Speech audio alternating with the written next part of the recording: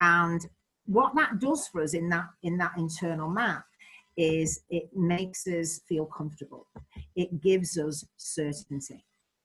And our brain is always looking for certainty. So, of course, you will feel a lot of these negative states. People will feel these negative states because they are out, they're not in their comfort zone. We're being asked to do everything in our life, or lots of things in our life, differently.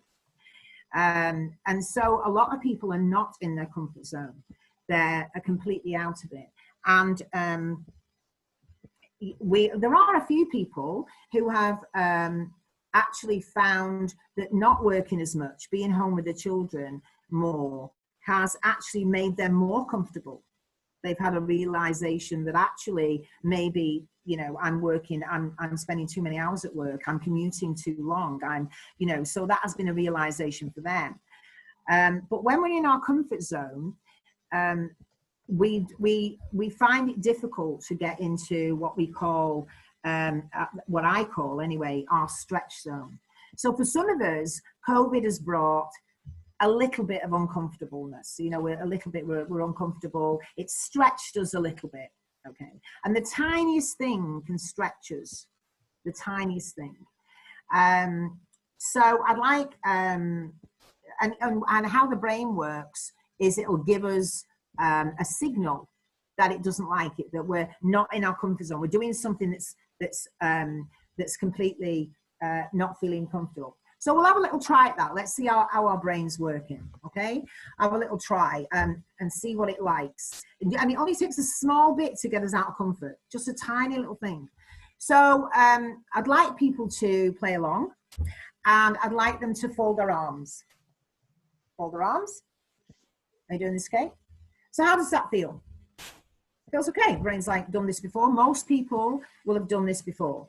Most people have right arm over left. Have you got that, Kate? Yeah. No, left over right. I knew you would have. I knew you would have. Yeah. The vast majority of the people on the planet have right over left, but no, I knew you'd have left over right. So when we fold our arms like this, our brain is going, okay, this is fine. I know this. It's in my internal map. I've folded arms before. I know it. I feel comfortable. Now, what I want you to do is whichever arm you had over, right over left, or in your case, Kate, left over right, I want you to alternate that.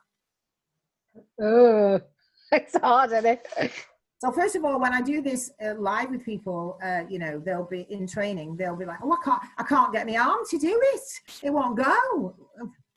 So when we're asked to do something, move into our stretch zone, our brain immediately goes, "I can't do it. It doesn't right. It's not feeling right." But of course, you can do it.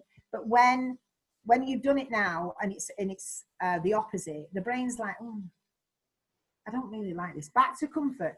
Back to comfort. Do it the way you normally do it. What does your brain do then?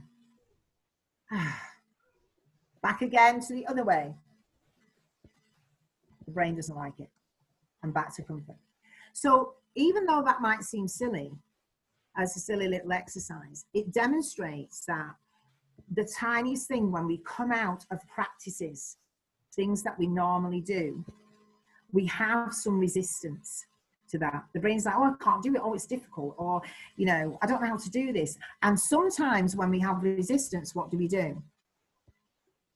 We don't do it. We don't follow through because it feels uncomfortable. And then we add those feelings on top of that, like you said about guilt and shame and, you know, well, we should be doing it, but we're not doing it. Yeah. So some people in the chat box, I'm not alone, by the way. Some people had leftover rice, all the cool kids. But yeah, so a few people actually interested and said that both felt okay. And of course, I just wanted to kind of acknowledge that this was just a fun thing to do. And Lynn often gives the example of putting your trousers on. So if you think about what leg you put in your trousers first, we tend to have a pattern, don't we? You tend to have a favourite pattern of, or your jumper, at which arm do you put your coat? And if you just try it the other way, it can feel weird. It can feel unusual. Not for everyone, but I just kind of wanted to acknowledge comments in the chat box that we don't want to pigeonhole people or put labels, but more that this is a bit like a door or a lens that you can try and understand our own behaviour through. So that's kind of how we're offering it, if that's okay. So back to you, Lynn. Thanks. Yeah, and that's true. It's about observation. So if I was in front of you and you said, actually, I felt okay on both, using both, I was like, that's okay, because that's how your brain on this task has gone. It's fine. So some people with COVID, when people are saying, you know what, we'll get online and we'll work, online, people are like, happy days, let's do it. But some people's brain was like, whoa, I don't like that. And I see this in training. So in a training event, people, professionals turn up in a beautiful hotel. We're going to spend the day there, and I'll do my introduction and housekeeping rules, etc. And then I'll ask them to turn over their workbooks that I've prepared, and on the back of the workbook will be a different color. And I'll ask them to move seats, across the room to a corresponding table with that color. And what you will get is resistance 9 times out of 10. People go, what, move? Yes. Do I take the stuff? Yes. Am I staying all day? Yes. And it's like we have resistance to that, any kind of change sometimes, because they've come to the event, it was comfortable, they knew what they thought they were doing, they'd come with a colleague, they'd had a coffee, they were sitting down, they were in that space, they were in that comfort zone. And then you're asking them to do things that just for a moment, it's a stretch. So what I'm saying is that happy days, if we go back into work with our clients, maybe families, you might find that some families will struggle with allowing you access to some of your clients as advocates. They may struggle under the guise of new protective regimes, that they will obstruct you, or they might want to obstruct you in some way because they're fearful for your clients and their health, and they're in this red zone, this fear zone of uncertainty. How is this going to look? And what I do is, when I meet that resistance, I know what's going on. I'm not just looking at this person and thinking they're being a difficult person. And sometimes it may, what does the face of resistance look like? Well, it can look like people being uncooperative, difficult, authoritative, angry. It can be defiant, petty. We can think, well, this is a stupid rule, this is petty, and we can work around this. But actually, it's people's struggling with trying to find a new way of working that feels comfortable for them, that makes safeguards. In their mind, it makes sense. In our mind, it might not make sense. In our mind, we might think, well, it's obvious that we can do it this way and this way. So if we're going to communicate better and we're going to manage our state, then we need to understand what's happening in front of us, where people are emotionally. I think most advocates can do that anyway.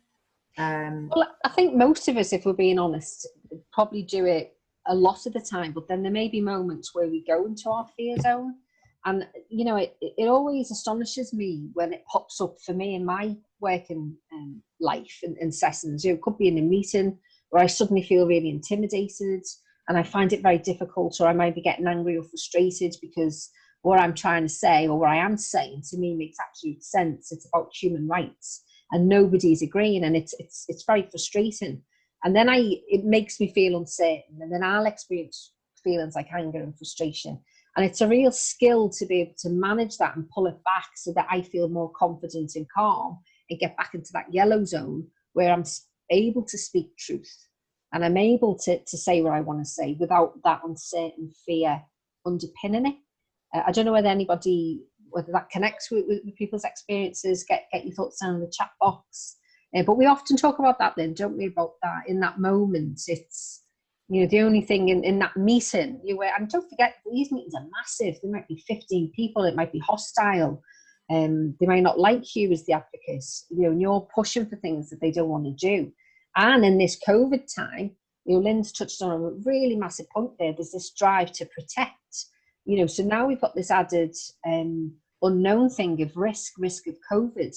And I think a lot of people in human rights see, well, actually, there's the risk of COVID, but then there's also risk to liberty, and there's risk to loneliness, and there's a risk to mental health if we, we just locked everybody in. Yes, you'd be safe from COVID, but you're going to die of loneliness. So we kind of see it from different angles. And this map, I think, is a really nice way of thinking in those moments of, you know, like when your belly goes and it's like, you know, you get that feeling of fear, isn't it? How do we get back to that comfort zone so we can be really powerful? And I think it's recognizing, I think we're going to have to, I think advocates are naturally empathetic anyway, but I think we will need to extend those skills as we see people dealing with this red zone, this fear of uncertainty, particularly, you know, in nursing homes and places like that, where they have responsibilities for very vulnerable people. And they will, you know, some will be able to, you know, balance that. And like you said about, you know, human rights, and also about the clients and their families needing to see one another, but some will not. And I've seen this even on the high street. I was in the high street the other day, and I went in one shop, and they were, you know, they had social distancing, but they were kind of pretty cool with it. And then on the other side, it was severe. You can't do this, you can't do that. So even on two sides of the high street, people are interpreting the rules, if you like, very differently. And that can be, especially if we're going to see one client and we have, you know, that balance where people are, yes, there is COVID, it is still with us. We have some uncertainty, but this is how we're managing it. Then we think, happy days, we can do our job and everybody's great. And then you go to a similar establishment and it's kind of like, no, we're not doing that. That's when we need to manage our state, because we get frustrated, because whether we like it or not, we compare one with the other. We're like, well, they're doing it this way. You know, it's obvious to us that we can find some common ground. So I think it's about judgments. We need to look at our judgments of ourselves.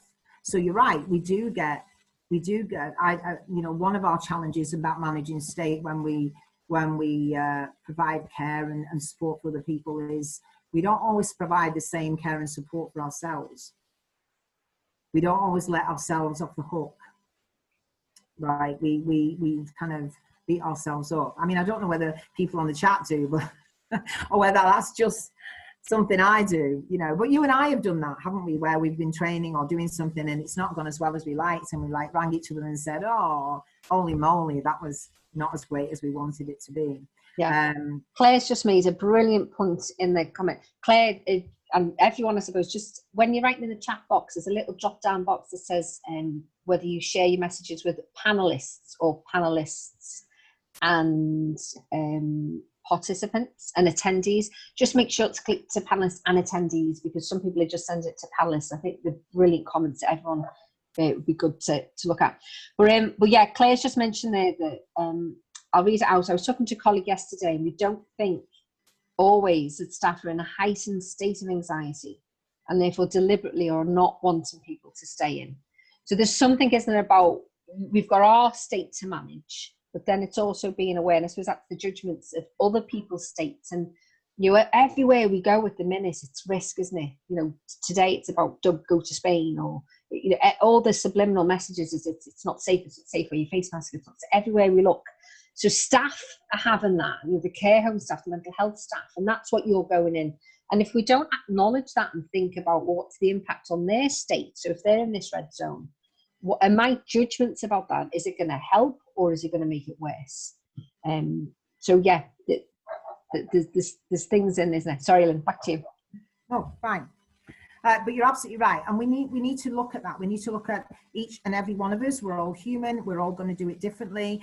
You know, we're all going to have levels of resistance, and just because somebody's level of resistance is heightened more than ours, that means we need to, you know, stretch our skills more to find that common ground to help them as well, to help them help us do our job. That's what I was thinking. Okay, so fear, is it our friend? Yes, of course it's our friend. It's a natural human emotion, and it kind of wakes us up, fear. It kind of says, hello, pay attention, this is important, you know, and so it makes us, it's our natural alarm system. And people are always like, you know, having fear is not the absence of courage.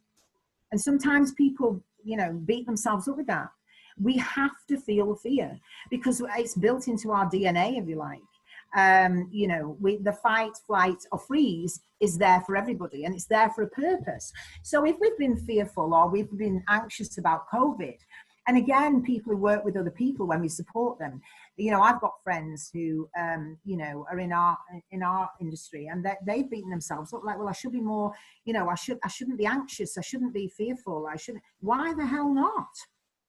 You know, it's built into your DNA. Fear is our friend. It's saying things, you know, are not in our comfort zone at the moment, so we need to give it more attention. We need to, you know, have more skills, if you like, or develop more skills. So how do we do that? Well, a lot of people, how do people, we and others, react to fear? Well, some people face it, face everything, and run. Not physically run. They don't physically run, but they get into a state of anxiety where they believe they can't do something, or they stop making a phone call, they don't send the email, they don't connect with somebody that they know is in, you know, is going to be resistant to them visiting or helping their client or whatever. So when we're in a fearful place, we're not doing the things that we know we can do normally. And of course, there's been, like you said, there's been a lot of fear. So the people that we're going to interact with, we have to anticipate that fear. You know, now if it doesn't show up, happy days, right? Happy days. But we can't just anymore just rock up. We have to kind of think about, you know, what do we think is likely that these people are, you know, how are they going to obstruct us, or will they obstruct us? They may very well not. And how do I help them with that? Because we all want the best. They want the best for our client. We want the best. So I have this little thing where I decide I'm going to face everything and rise. Right? I'm going to rise to the occasion. Right?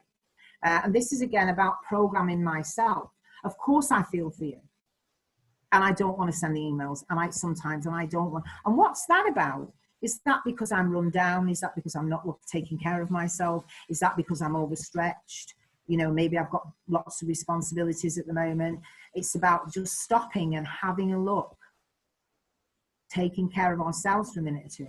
So I like to think I face everything and kind of rise to the challenge, if you like.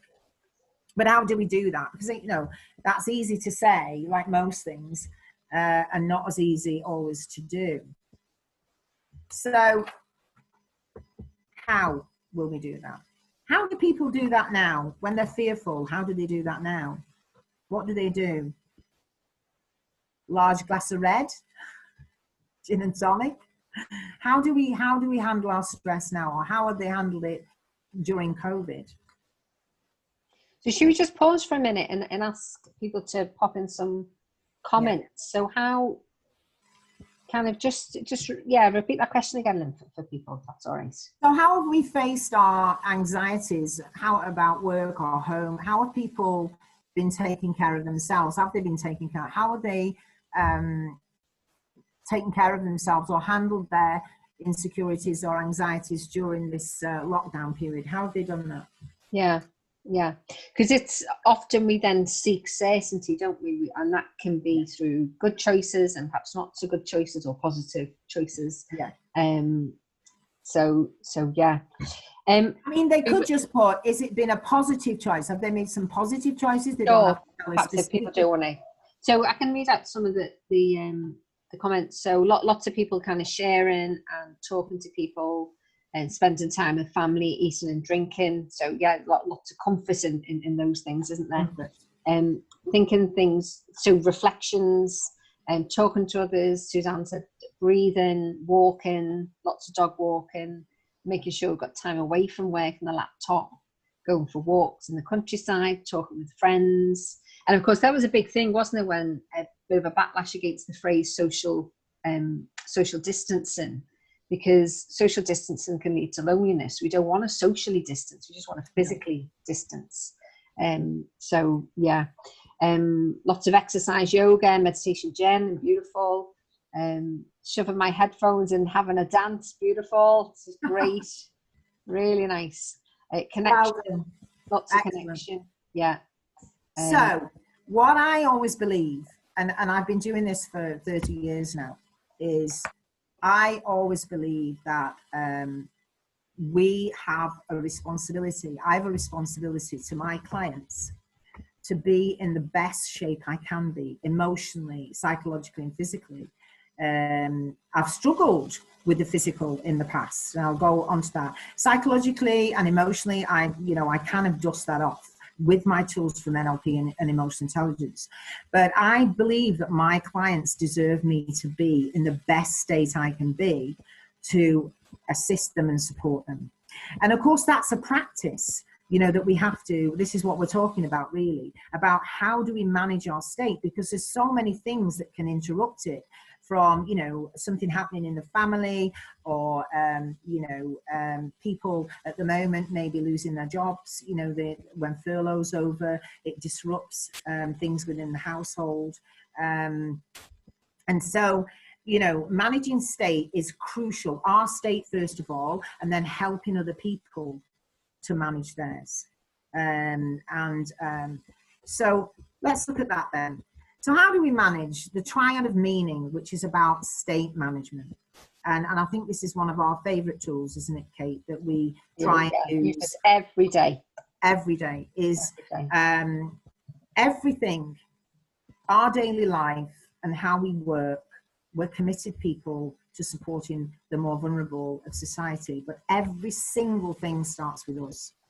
Every single thing. We've all been around people who are committed to doing similar work to us, but they've got themselves in a bad state. We've all seen that, haven't we? We've all had professionals where, bless them, they're just not in a great place. And they've allowed themselves, if you like, to get burdened, to be overstressed, to be over anxious, and maybe nobody's fished them out and taken care of them. But everything starts with us, and we need emotional fitness. We really do. And I learned this from emotional intelligence. And our brain is always trying to keep us safe.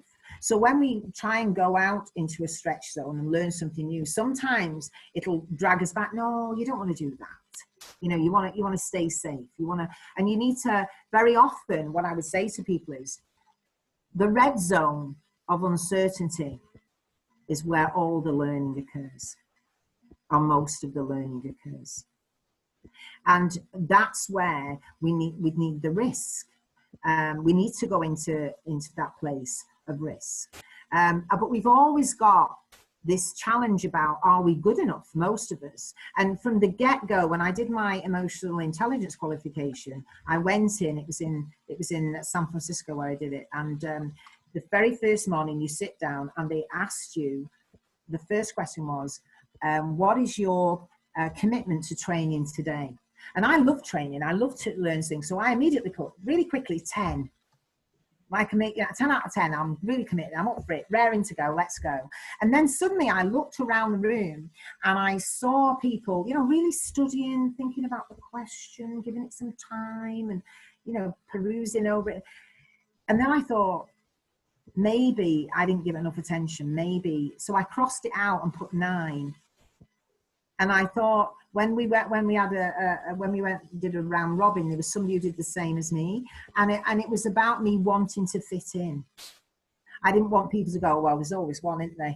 No, she would be 10 out of 10. You could tell from the glasses straight away, can't you? She'd be, I wanted to fit in, and sometimes we downshift, we change our focus, the meaning that we give things. And I was surprised, I was shocked at myself that I'd crossed it out and put 9 because I actually wanted to fit in. I didn't want anybody to think I was a big head or I was showing off, or I was like, So we're always checking ourselves, if you like, and not in a negative way. What is the meaning we're giving things? If we felt uncomfortable in the day, if we've not had a great day, what meaning are we giving that day? Are we saying this has been absolutely pants today? Or are we saying, you know what? I call it, what I call it, Kate? I call it a skill stretcher day. Has this been a skill stretcher day? Has it stretched my skills? Have I come out of the comfort zone, into the blue, into the red? Because I'll bet you I've learned something. So the triad of meaning starts with the power of focus. What do we focus on? So Lynn, just before you move on, just on meaning, if I was like to say, I'm going to say a word now, and I'd love people to kind of just notice how they respond to this word, and whether it's a positive feeling or whether it's a negative feeling. So the word is failure.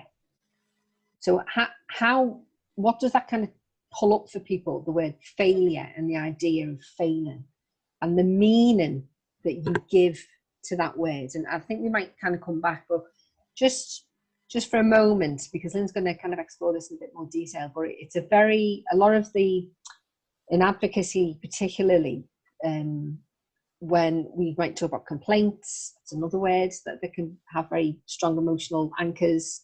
But yeah, I'll come back to failing in a bit. So people are saying that it triggers things like I'm not good enough, negative feelings.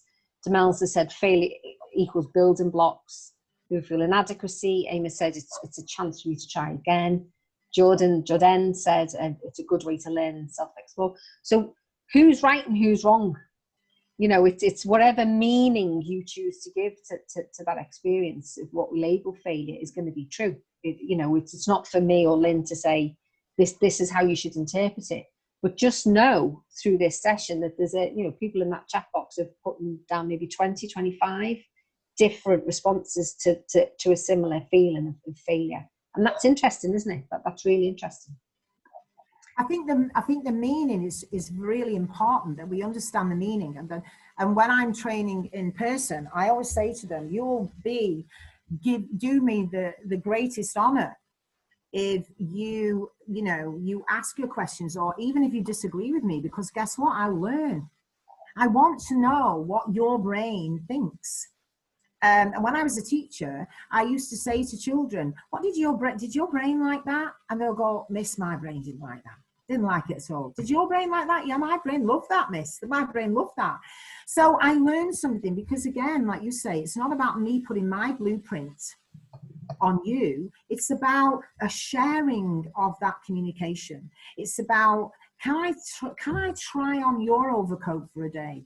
Can I see the world from your viewpoint? And this is what I'm saying about, the people that as we go back into work, I've got social workers who are ringing me telling me they're very fearful of going back into work. Some are very, biting at the bit to get back in the office, but some are not. And it's about, if you like, walking a mile in somebody else's shoes, isn't it?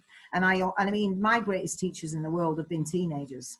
They've taught me everything I know about how I interact on my own emotions. And I'm very grateful. So the power of focus gives meaning. What we focus on gives meaning to our life, on our experiences. So we need to try and see, I think, things as they are for us. What is the reality of what we're dealing with, or that situation? See things as they are. We don't want to see it worse than it is. Some people are, oh, this is the end, life will never be the same. We'll never go on a plane again. We can't go on holiday. There'll be no toilet roll. Don't see it worse than it is, but also don't see it better than it is as well. We have to have, for COVID, a healthy respect for what we're dealing with. It's just a bit of flu. I'm not going to do this. I'm not going to do that. But again, if somebody has that opinion, that isn't wrong for them. Okay, that is their perspective. That is their meaning that they're giving this. That is their coping strategy of how they're dealing with things. And so the power of focus is first part of the triad, what you focus on. So for me, I have been focusing on, I wanted to get some certainty in my life when I was thinking about COVID. So I was not going to see things worse than they are, and I'm not going to see things better than they are. So I wanted to find some certainty. I wanted to get some sort of comfort about it, some certainty about it. So the two things that I focus on during COVID is, and two things I'm certain about, is one is human beings have been on this earth for 6 million years. Right. Homo sapiens, which is kind of the modern version of our species, has been around 300,000 years. Right, 300,000 years. And in that time, we've had pandemic. And Lynn knows this because she was around at the beginning. I'm very old. Yeah. Sorry, I took you out of flow there. Right. So I am very old though. She's not joking, I am. You're not. Thank God for lighting. My daughter said to me yesterday, Mum, make sure you've got plenty of lighting. Thanks, Courtney.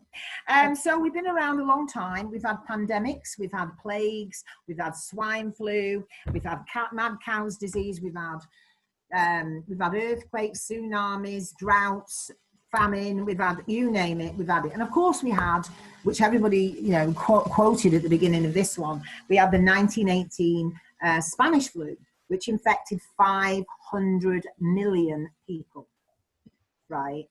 And guess what? We're still here. We're still here. That's a certainty. We are, as a species, very robust, right? So I found some comfort in that. The other one is, and I think this is more important really, is every single solitary day, everybody on here and everybody in the world, of whatever age really, manage risk. We manage risk. Some of you on here today, you will have small children like yourself, Kim, right? We put our children on the school bus. We don't know the driver. We assume that the driver's, you know, are okay and everybody's checked that they're fine and all. We don't know. We put our child on the school bus and we trust, we manage risk. We take our children to birthday parties and we leave them there. You know, we manage risk. I mean, my daughter, you always think that they're safe on a bouncy castle, but when my daughter was younger, she had quite a serious accident on a bouncy castle and damaged her neck, you know, so, but we manage risk. How many of us on here today drive? Why on earth would you do that? And the statistics that, you know, the estimates are 1.25 million fatalities on the roads worldwide every year, which is approximately, I looked this up because I'm rubbish at maths, 3,200 people per day worldwide. Now in this country, all we've got between us and that other person on the other side of the road is a white broken line or a solid line. We don't know anything about that person. We don't know whether they're texting, whether they're having a blazing now on loudspeaker. We don't know whether they've been taking drugs, whether they've been drinking, whether they've been sleep deprived. We don't know anything about them, but we get in our car and we go to work and we use our car because we manage risk. And we have been managing risk since time began. And so for me, that brings me some comfort knowing that all my life I've managed risk of one denomination or another. I'm always managing risk. And one of the risks that anybody on here who flies, why would we do that? I mean, that's one of my biggest fears, flying. Because at least in my car, I think I've got a 50-50 chance. In an airplane, I don't even get to meet the pilot. So I distract myself. I focus on food and films. So if they stop food and films on planes, I won't be going, right? Because I'm not sure I can manage that. But so we manage risk and we need to have a healthy respect for COVID. That doesn't mean we're going to go mad. I mean, we have to ask ourselves, looking at focus and our physiology. When I think about the triad of meaning, state managing, our physiology, one for me, is about my physical health as well. My physical health in COVID. Is it possible any of us here today could contact COVID? Of course we could, right? We need to have a healthy concern about that, but not an obsessive fear, right? There needs to be a healthy concern. And what I had to do to minimize my risk of COVID is that I decided I'm 65, so I'm not that old, Kate. I'm 65. I have some underlying health conditions, one of which I've had since I was a child. And of course, I was of a generation when it was cool to smoke. And I enjoyed every minute of it. I smoked very heavily for 10 years. And I'm not getting at smokers, by the way. But I try to manage my risk now. So since COVID, I've decided that I'll take better care of myself. Take better care of myself by, you know, I've been walking, I've lost some weight, I take vitamins. You know, what can we do to give ourselves more certainty? And some people have been saying that. We've been interacting more, been walking more, we've been baking, we've been doing things that make be in joy, taking care of our mental health. We've been doing a lot of that. And that is part of, I believe, the physiology. And the reason I believe that is when you show up for your clients, a lot of your clients, some of which may be non-verbal or whether, they are looking at your physiology. They are going to get reassurance. They are going to get certainty from your face, from your eyes, from how you hold yourself. Are you in a state that says, let's go?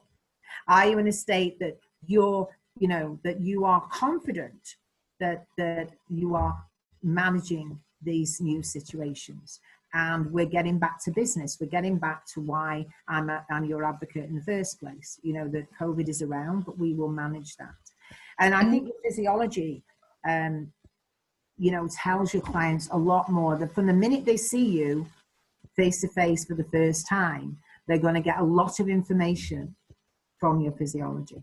Yeah. So your physiology is crucial. Can I just come in on that? Because I think it's massive. And if you think about meetings, whether that's meetings with your partner, your advocacy partner, and yesterday I met a lovely lady, and I was really aware of my state because she has anxiety, and you know, I felt it was very important that I went in very calm, very, you know, solid, strong, to kind of give her that sense, which I got a sense that she wanted that.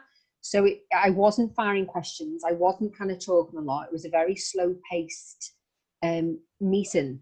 But other times you might go in and almost be a bit more chatty, be a bit more energetic, because that's what the person needs.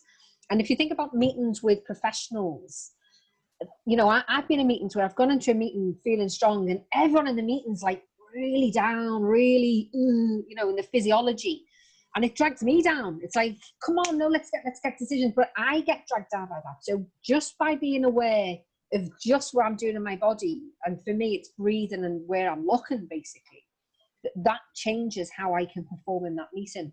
And I'll never forget one of the best IMCAs I've ever seen. We went in to do an observation. It was a best interest meeting, and this IMCA went in first thing, and he went in strong, you know, and then he went, and the first thing he did was he took his Mental Capacity Act Code of Practice out.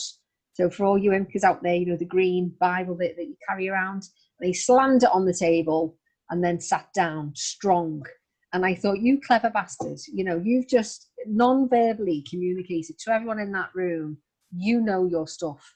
And he didn't even need to open it, but he was just communicating just through his physiology. You know, I'm a strong advocate. Don't be messing. Don't be trying to, you know, pull the wool over my eyes or hoodwink, anything like that. He was given very clear signals there of the seriousness of his role. So yeah, I think it's massive physiology. All three of these are super important. What's beautiful about them is that if you start to think about how you employ these and you can make these changes, your effectiveness will improve. You know, you'll become a better advocate. And yeah, people are talking about, you know, putting on a face, looking up, and says it can make you feel different when you're walking down the street. So yeah, you kind of know. Some people have said about just faking it, to be honest. Do you want to say anything about that, Lynn? About, because it's okay to fake it till you make it. Yeah. Well, that's the challenge, isn't it? That is a challenge, because our brain is it's a fabulous machine, and you know, we have to believe in that fake. So for instance, if you were saying like, well, I'm not, you know, I know this is going to be a difficult meeting, but I'm not going to be nervous. I'm not going to be nervous. But if you don't believe it, that's bull. It'll show in your body language. Yeah. Right. So you have to tell your brain knows it's bull. And I know this because I work with some very challenged teenagers over the years, and trust me, they will cut through you like a knife. They can spot a fake a mile off. Right. So if I was saying to myself, you know, I'm not nervous, but I'm really nervous, right, then that's not going to work, because it will show up. It'll show up in just your face, or, you know, the way you just got your jaw a little bit. And if you think what Lynn was just teaching us about the power of focus, you know, when we're saying I'm not nervous, what are you focusing on?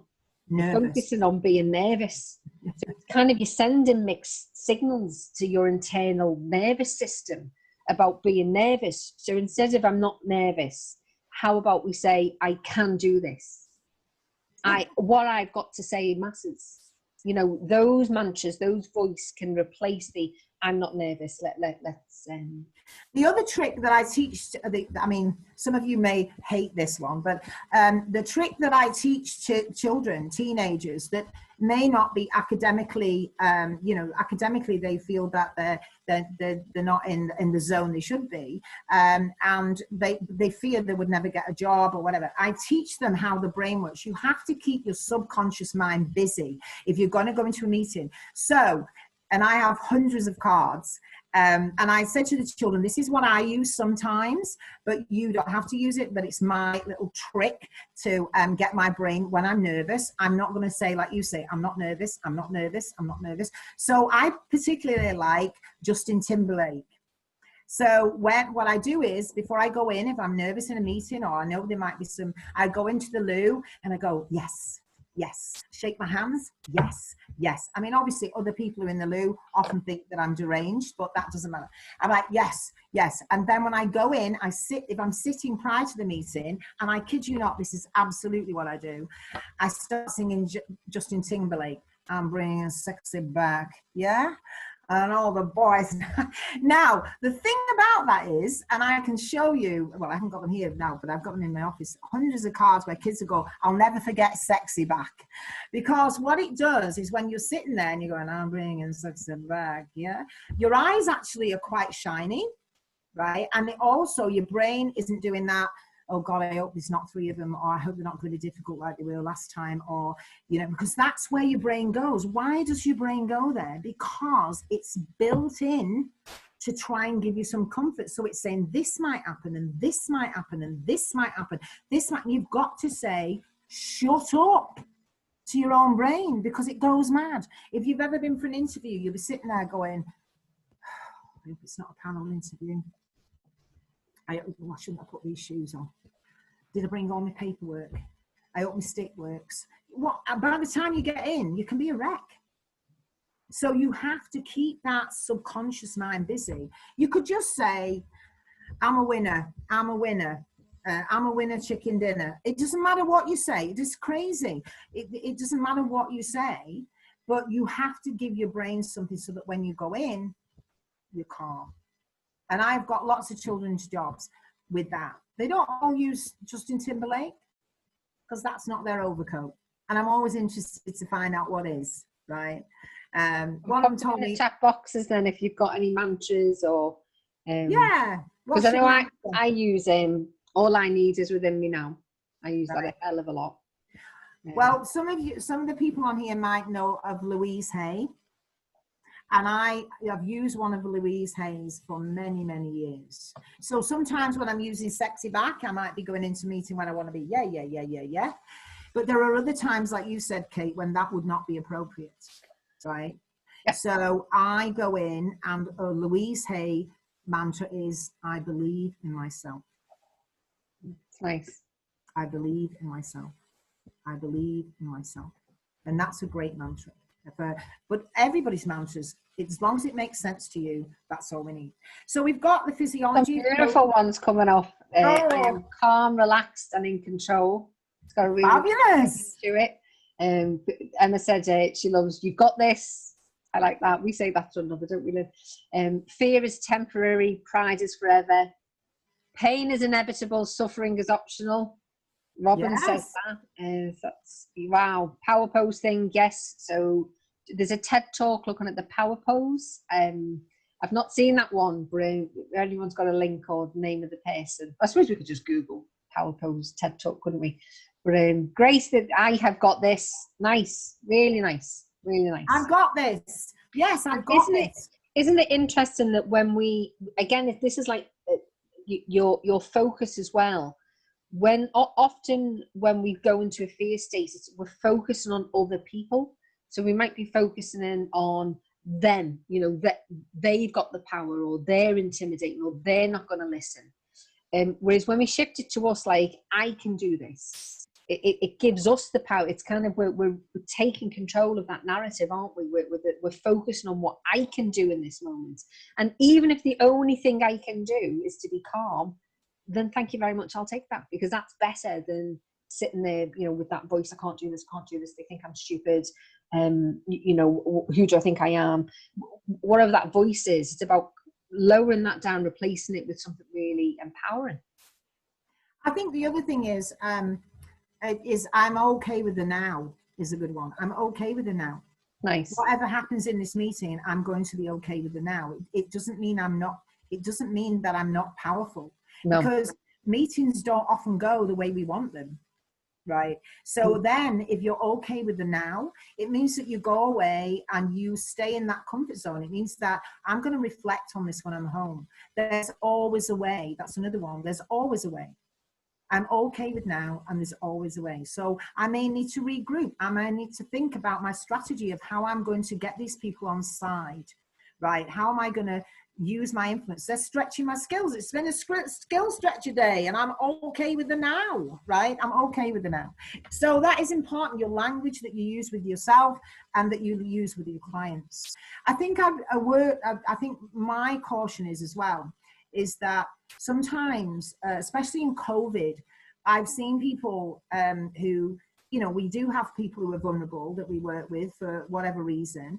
But I think they've been saying, you know, some people by their actions and so, sometimes verbally, they've been saying, well, you're more vulnerable. So you're saying to vulnerable people, well, you're vulnerable, and guess what? Now you're more vulnerable. It's not very empowering. No. And I think what we're beginning to understand is even not seeing people as vulnerable, but seeing people as people, but just in vulnerable situations. And if we change the situation, we change the environment, then that vulnerability will disappear. Because we're all vulnerable at times, aren't we? You know, so absolutely. It's not something that stays with you forever. You know, having a learning disability doesn't make you vulnerable. But having a learning disability, your focus. Yeah. If you say the word vulnerable, what does that mean to you? Does that mean, you know, vulnerable is not weak? Can we allow ourselves to be vulnerable? There are many people in life who resist, and actually they need to learn the power and the strength in vulnerability. There's power and strength. So when we say the word vulnerability, are we thinking weakness? Because that's totally the other end of the spectrum. Yeah, you're right, and I think it's interesting, and I'm interested to hear what comments people have got. But in health and care, there's something about that word, isn't it, that it's used not in a beautiful, compassionate way that you're getting at, Lynn. You know, because you know, we can all be vulnerable. There's beauty in it. There's an honest authenticity, isn't there, when you're vulnerable?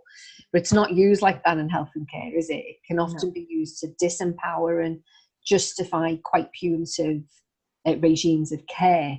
And I think that's the bit that we need to be challenging and thinking carefully about. Absolutely, and I am always acutely aware, especially when I work with children that have had very challenged childhoods. I'm acutely aware that my clients very often stand head and shoulders above me in what they've endured and overcome, right? And I'm very often humbled by their resilience and their ability to trust again and to manage risk. Do you know what I mean? Manage risk. And my aim with my clients is to, with COVID, is to say that it's an additional journey. And you know what? For them and for me, and we'll do it together. You know, it's just an additional journey that we'll go along that road. So I think the triad of meaning, which is what we focus on, watching our physiology, what will affect our physiology is how we speak to ourselves. You know, I'm okay with now is one of my favorites. And then that affects our physiology, and we need to be in that place very present with our group, the people that we're supporting. So in NLP, we talk about reframing problems. So reframing, I don't like the word problem, by the way.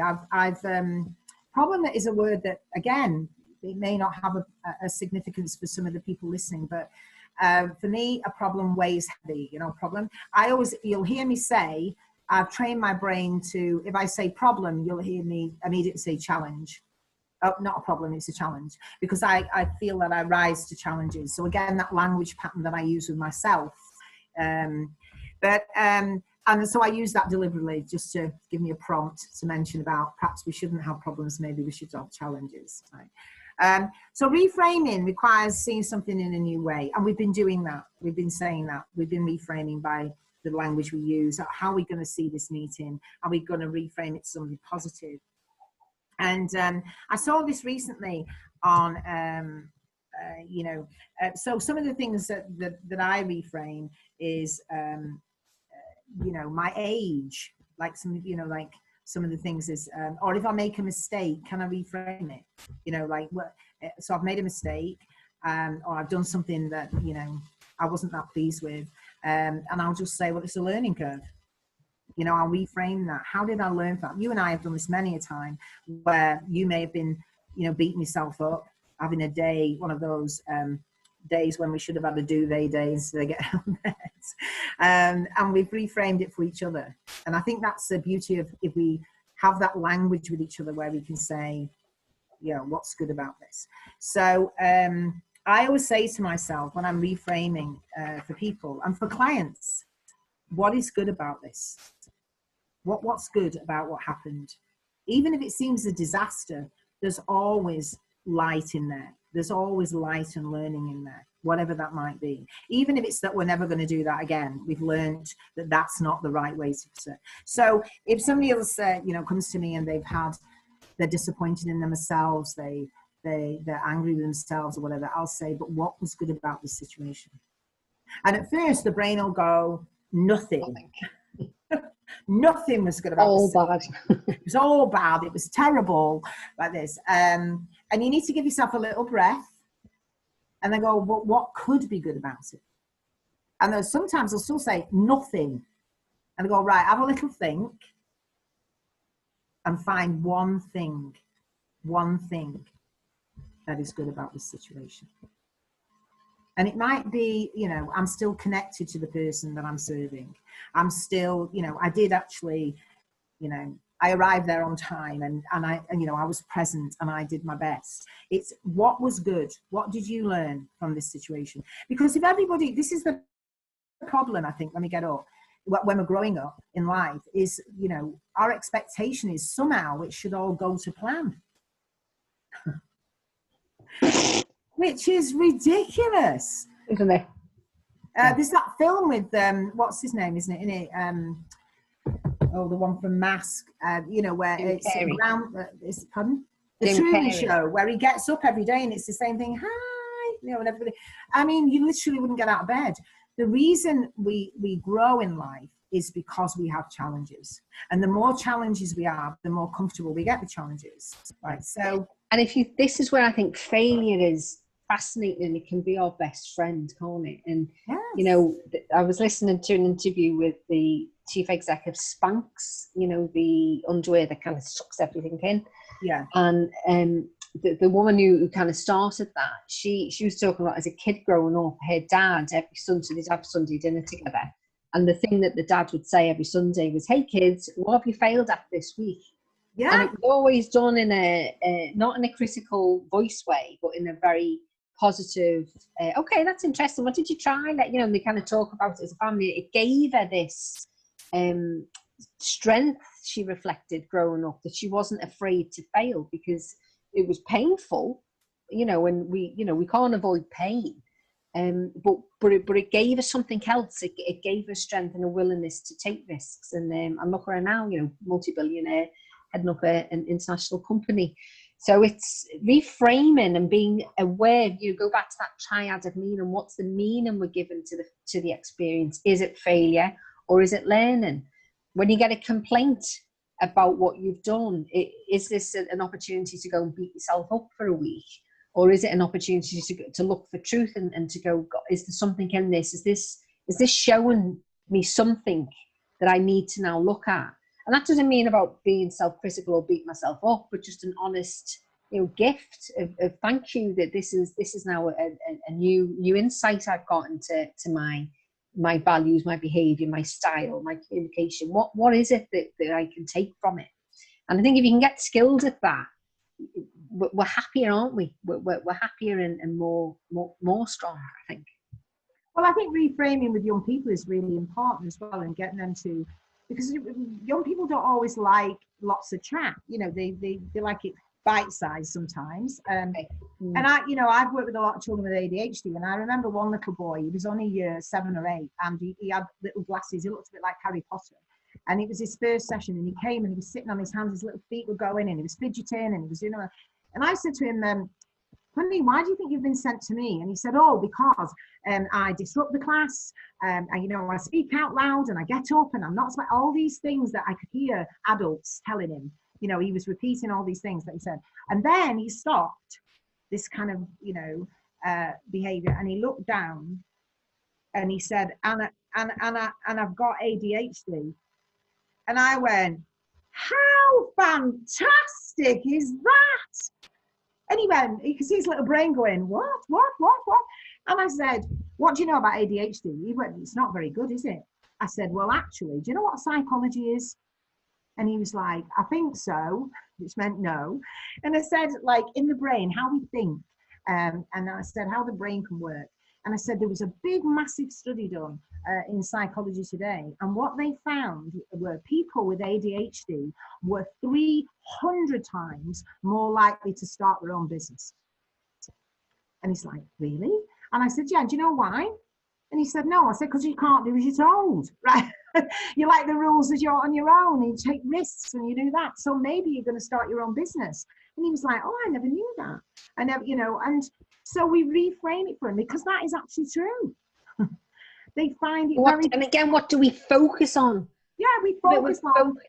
Yeah. Almost like it's a disability. It's not. It's a different frame. It's a different overcoat. It's a different way of communicating and living your life. And so reframing to say, what's good about this? What is this about? Is a very important thing. So I want to ask people now. I saw this on the internet on one of Oprah's thing. I'm a bit of an Oprah fan. Sorry if nobody likes, but I like Oprah. But it was about reframing, and it was about fear not. So we were saying to people in COVID, fear not. So for me, if I had to answer that, fear not because. Tell me why you're not going to fear.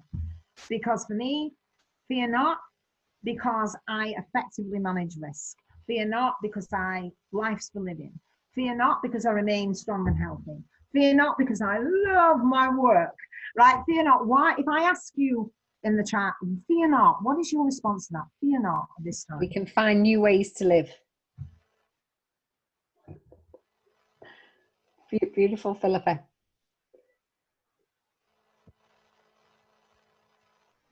Fear not. So anyone want to be brave and finish off that sentence? Fear not because it takes I have a roof over my head. Yeah. Pardon? Fear not because I have a roof over my head. Yes. Nice. Fear not because what doesn't kill you makes you stronger. Exactly. Fear not because nothing is certain and life changes. Wow. Nice. Fear so not you went to a meeting. Get used to difference. Sorry. Yeah. If you go into a meeting and you just say that, fear not, because you know what? I've got a roof over my head. Fear not, because my kids love the bones of me. Fear not, because let's not be fearful. Because when we go in that fearful place, we can collapse as well. We can beat ourselves up. So that was just something I liked. And I stole this, and I've been using it over lockdown. And I would, it is the most ridiculous thing, and it shouldn't work. And Mel Robbins, who wrote this book, The 5-Second Rule, some of you may have read it or know Mel Robbins. She's on Instagram.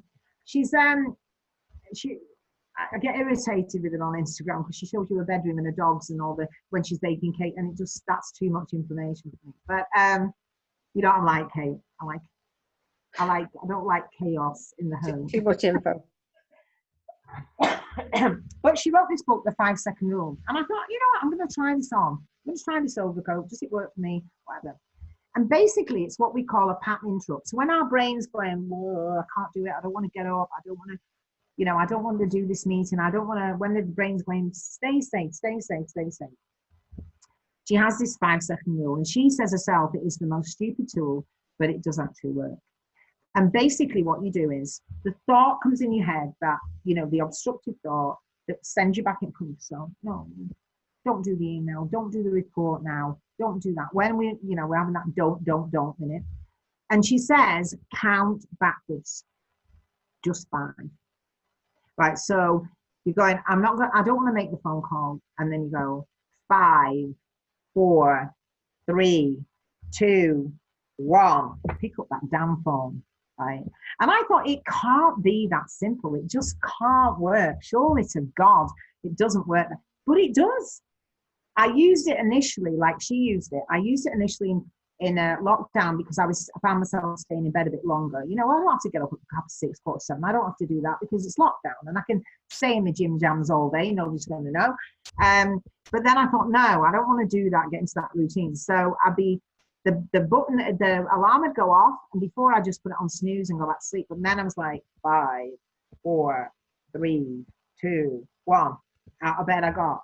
And I found I've been more productive just using this silly little thing that I've made the calls, I've done the email, I've finished the reports, I've done my notes for the week.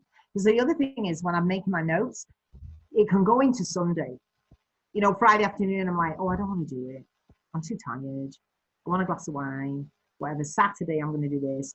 But now I'm like, boom, punching it. 5, 4, 3, 2, 1. Them notes are done. Everything's away. The weekend's free. I've found it. I'm only offering it because I've found it useful. Some of you might think, well, that's a big load of baloney.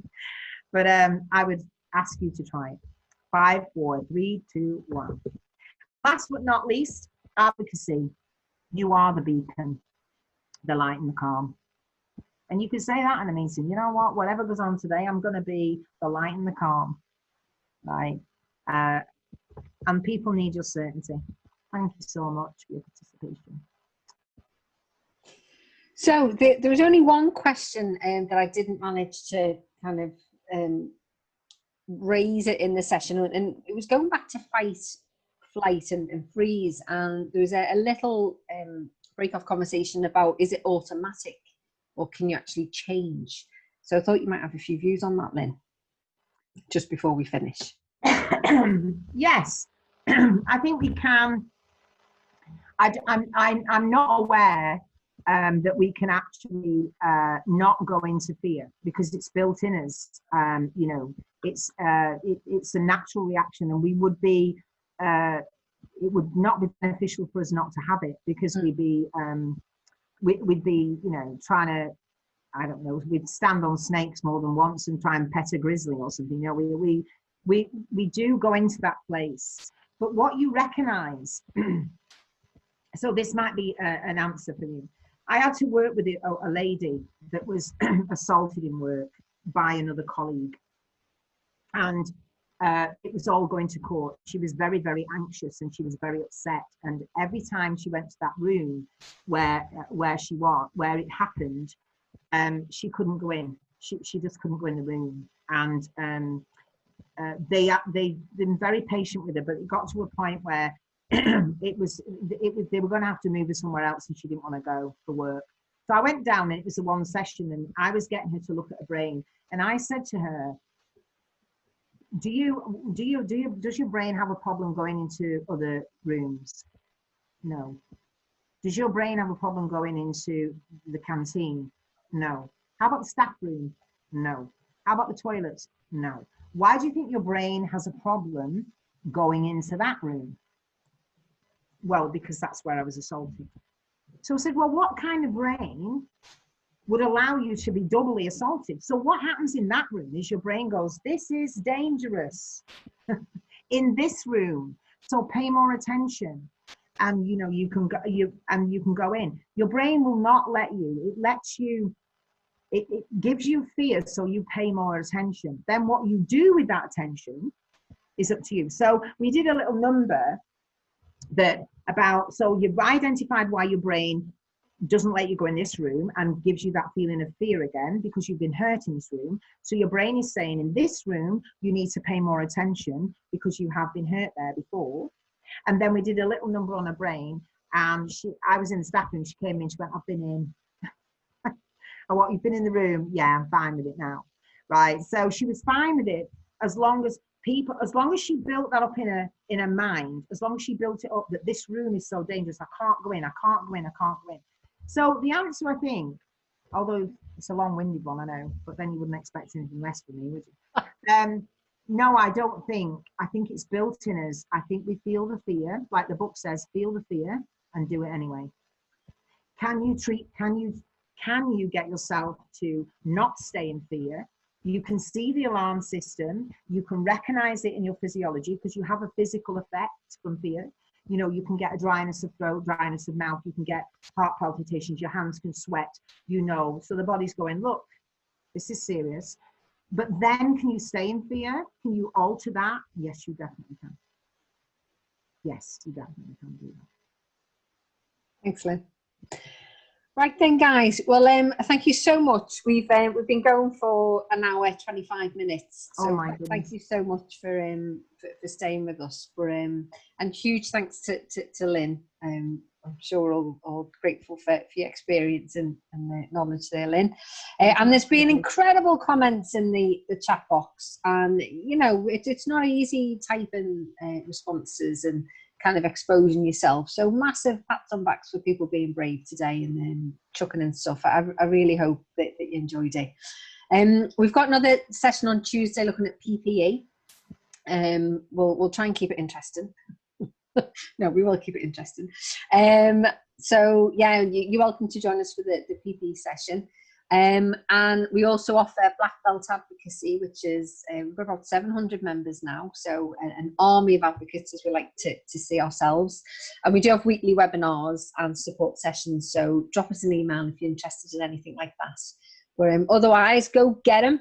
Be an amazing strong beacon of light, calm and reassurance. I love that. But, yes, light, yeah. Calm and reassurance. Indeed. And be on your A game. Advocacy. No. Still didn't work. Yeah. Don't worry, I'll take her home now. All right then. Okay then, guys. I'll see you soon. Take care. Take care. Bye.